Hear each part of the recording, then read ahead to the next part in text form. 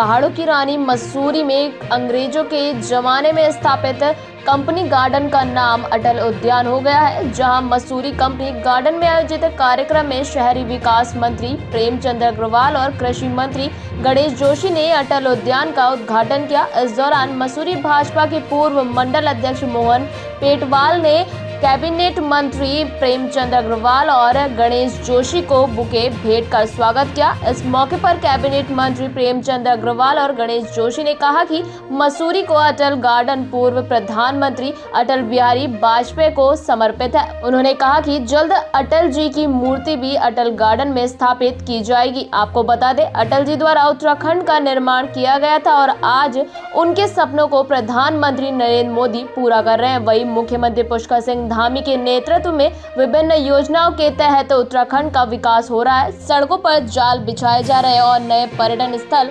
विकसित किए जा रहे हैं।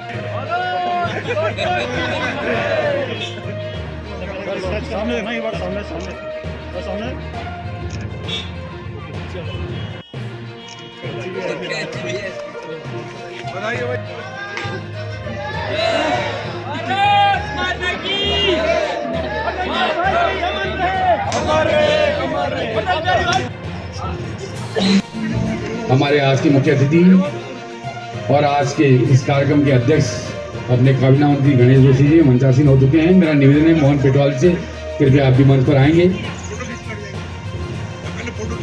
एक बार पुनः स्वागत, अभिनंदन सभी भारतीय जनता पार्टी के कार्यकर्ता। आज एक मेरा बहुत बड़ा सपना पूरा हुआ है।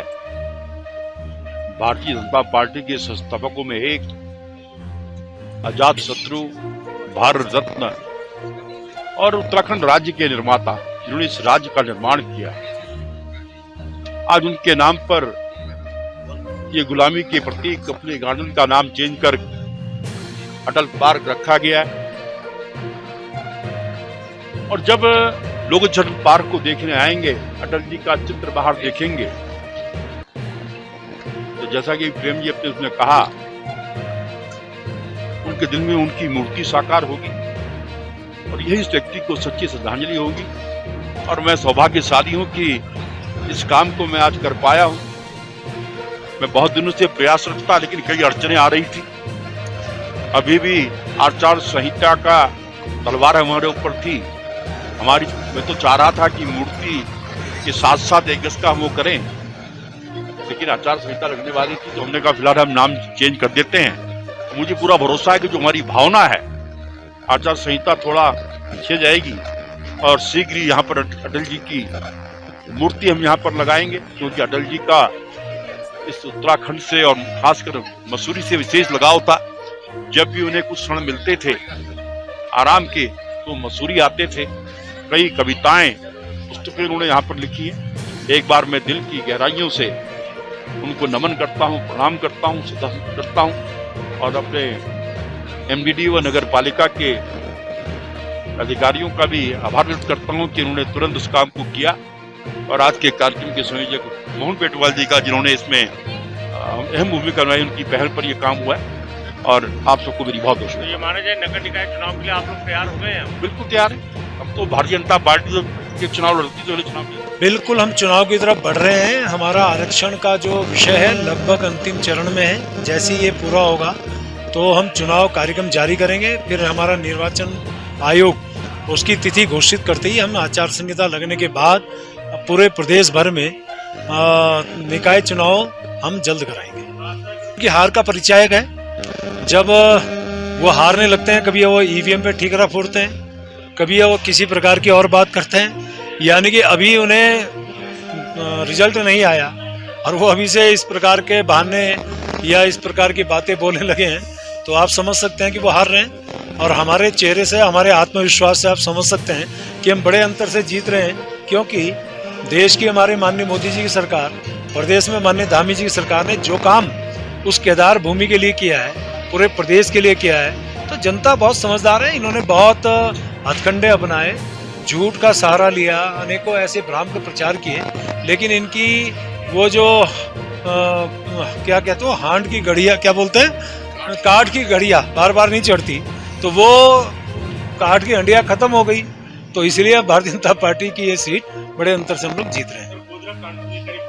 उधम सिंह नगर के किच्छा से कांग्रेस विधायक तिलकराज बेहड़ के नेतृत्व में पार्टी कार्यकर्ताओं ने नगला लालपुर मार्ग की बदहाली को लेकर धरना प्रदर्शन किया। इस दौरान मौके पर पहुंचे कांग्रेस कार्यकर्ताओं और ग्रामीणों ने जोरदार प्रदर्शन कर सड़क पर जाम लगा दिया। इस पर ग्रामीणों का आरोप है कि अवैध खनन के चलते सड़क की दुर्दशा हुई है। आपको बता दें कि किच्छा विधानसभा क्षेत्र के नगला लालपुर मार्ग का करीब 1.5 किलोमीटर का हिस्सा काफी खराब है, जिसके चलते वहां से गुजरने वाले राहगीरों को भारी दिक्कतों का सामना करना पड़ता है। ग्रामीणों का कहना है कि सड़क से अवैध खनन से लदे भारी वाहन लगातार गुजरते हैं, जिससे सड़क की यह दुर्दशा हुई है, जिसके चलते क्षतिग्रस्त सड़क पर चलना मुश्किल हो गया है। वही विधायक तिलकराज बेहड़ ने कहा कि इस मार्ग पर 5 स्टोन क्रेशर है, जिससे भारी वाहन आने से रोड खराब हो गई है, फिर भी प्रशासन पर कोई असर नहीं हो रहा है। हमारी मांग है कि अवैध खनन के खिलाफ प्रशासन कार्रवाई करे और इस क्षतिग्रस्त सड़क का निर्माण पूरा किया जाए। इधर धरना प्रदर्शन के दौरान मौके पर पहुंचे उप जिलाधिकारी कौस्तुभ मिश्रा को विधायक तिलकराज बेहड़ ने सारी बात बताते हुए प्रशासन से मांग की है कि वह क्षेत्र में भारी अवैध खनन पर रोक लगाए और स्टोन क्रेशर मालिकों से वार्ता कर सड़क का निर्माण करवाया जाए। खनन का इनका स्टिकर रखा है सड़क का इन्हें पिछली बार भी इन्होंने किसी की नहीं सुनी इसको मारा। उसका कारण ये है, ये मेरा आरोप है और ये बात सच भी है, इनके दिमाग इतने खराब हो चुके हैं कि 4 लाख रुपए महीना ये अपने खनन के जो इनके अधिकारी हैं, राजपाल नाम से कोई अधिकारी है, वो इकट्ठे करते हैं, प्रति माह देते हैं रिश्वत ये। इसलिए तो ये देखिए ना,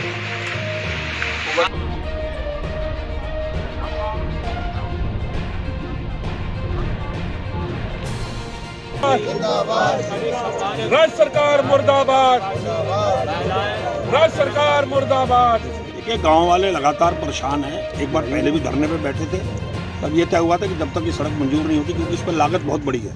1 किलोमीटर सड़क कम से कम 2 करोड़ रुपए चाहिए इसके लिए। तो मैं इसके लिए PW सचिव से भी मिल के आया 13 तारीख को, बहुत देर उनके पास बैठ के आया और उसकी फाइल हमने आगे बढ़ाई है। मैं खुद इसकी परस्यू कर रहा हूँ इस सड़क को। मेरा कहना है क्योंकि 2 करोड़ रुपए इसका सैंक्शन होना है, अभी इसकी TSC हो रही है इसकी, उसके बाद इसके फिर टेक्निकल इसका होने के बाद फिर ये आगे बढ़ेगी फाइल। पंकज पांडे हमारा ये कहना है गाँव वाला कि तब तक कम से कम जो स्टोन क्रेशर ने इस सड़क की बर्बादी कर रखी है, इस बर्बादी के कारण तो स्टोन क्रेशर है ना, PW तो कई बार बना चुकी, अभी बनाएगी, पर इसको टूटने का कारण तो स्टोन क्रेशर है ना। क्यों नहीं प्रशासन, SDM प्रशासन क्यों नहीं दबाव तहसीलदार बनाता? इसके ऊपर भी तुम इसके ऊपर 2-2, 4-4 ट्रक माल डाल दो। ये लूट रहे हैं अंधा सारा, नंबर 2 का सारा रेता बजरा यहाँ पे खरीदते हैं, ये सारा अवैध काम यहाँ पे हो रहा है। कम अवैध काम कर रहे हो, करते रहो, तुम्हारा बिजनेस है, कम से कम इस सड़क को तो तब तक करो, 2-2, 4-4 ट्रक डाल दो। ये करने को तैयार नहीं है। तो आज जब तक यहाँ पर आके SDM और ये हमारे अधिकारी इन स्टोन क्रेशरों से लिखित नहीं लेंगे, जैसे पिछली बार लिया था, माल नहीं डालेंगे, आज उठेंगे नहीं। आज मैं भी आ गया हूँ गाँव वालों के समर्थन में, अब मैं उठने वाला नहीं। ये तो तमाशा बना दिया रोज का इन्होंने। इनके दिमाग इतने खराब है स्टोन क्रेशर वालों का, ये परवाह नहीं करते। कभी कोई हादसा हो जाता है, कोई बच्चा दब जाए, कोई स्कूटर मोटरसाइकिल पे बच्चे आते जाते हैं पढ़ने वाले, रिक्शाएं आती जाती हैं, छोटी छोटी गाड़ियां आती हैं, जो बसें आती हैं, यहाँ जो कांड होते हैं इसके दिखाई नहीं देते? क्या अंधे हैं क्या ये स्टोन क्रेशर वाले? इनको दिखाई नहीं देता क्या? SDM को दिखाई नहीं देता क्या? तहसीलदार को दिखाई नहीं देता क्या? प्रशासन को, खनन विभाग के लोगों को दिखाई नहीं देता? आते ही नहीं यहाँ पर, देखते ही नहीं, कोई मतलब ही नहीं उनका। पिछली बार इन्होंने कहा कि नहीं आप हम इसको अभी जब तक नहीं बनेगी तब तक हम इसको करते रहेंगे मरम्मत इसकी। उसके बाद एक बार की, फिर भूल गए, वो भी ऐसे ही टेम्परेरी, कुछ नहीं किया इन्होंने। तो आज गांव वाले फिर बैठ गए, मैं इनके समर्थन बैठा हूँ गांव वालों के साथ, और हमारा धरना रहेगा गांव वालों के साथ। कोई विकल्प नहीं बचा है।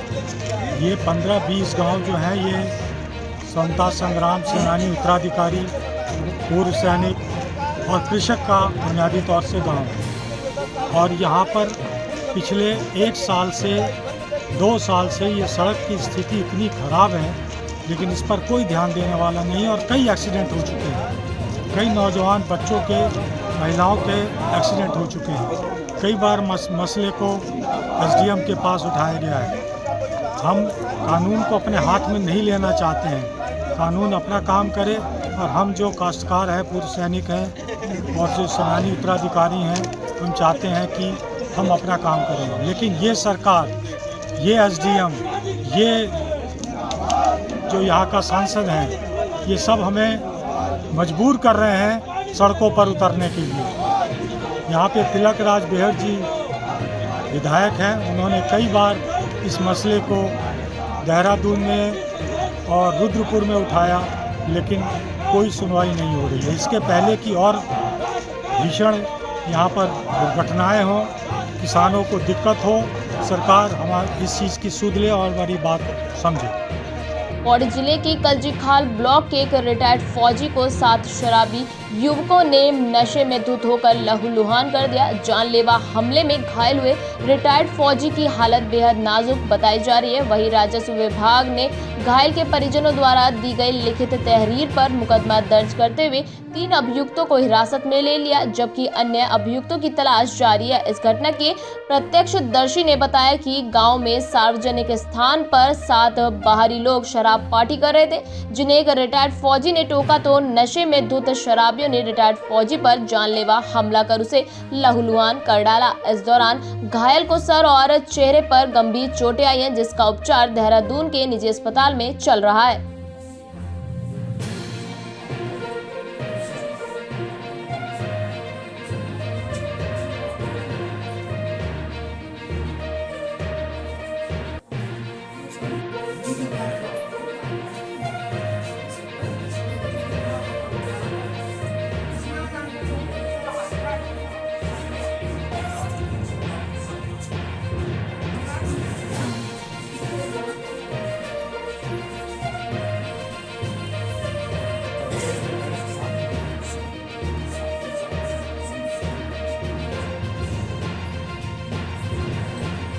जिसमें जो है कि 7 लड़कों के द्वारा जो है एक लड़की के साथ जो है मारपीट की गई है।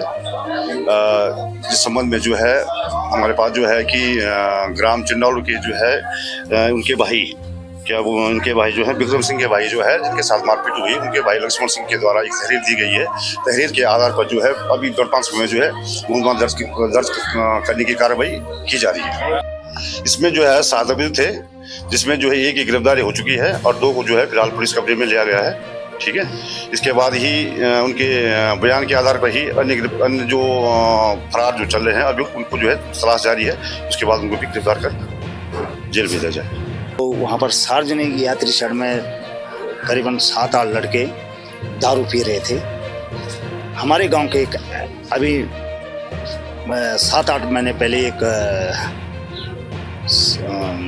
जवान घर आया, रिटायरमेंट हो गए, वो गया, उसने बोला भाई यहाँ पर दारू मत पियो, ये 7 दिन है, यहाँ से हमारी बहू बेटियाँ लकड़ी घास के लिए जाते हैं। तो उनके आपस में कहसनी हो गई।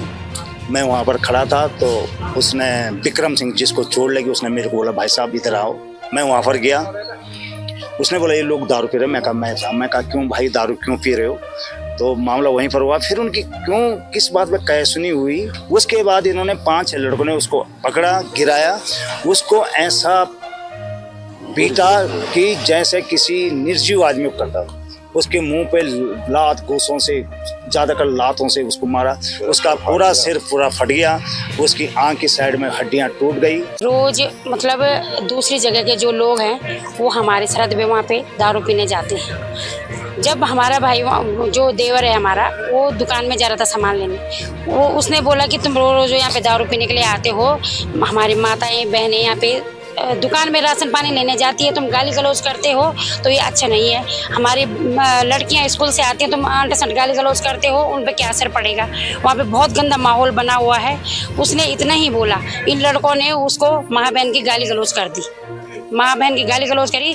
उसने एक छोटी सी सूखी डंडी उठा के उस पर लगा दी।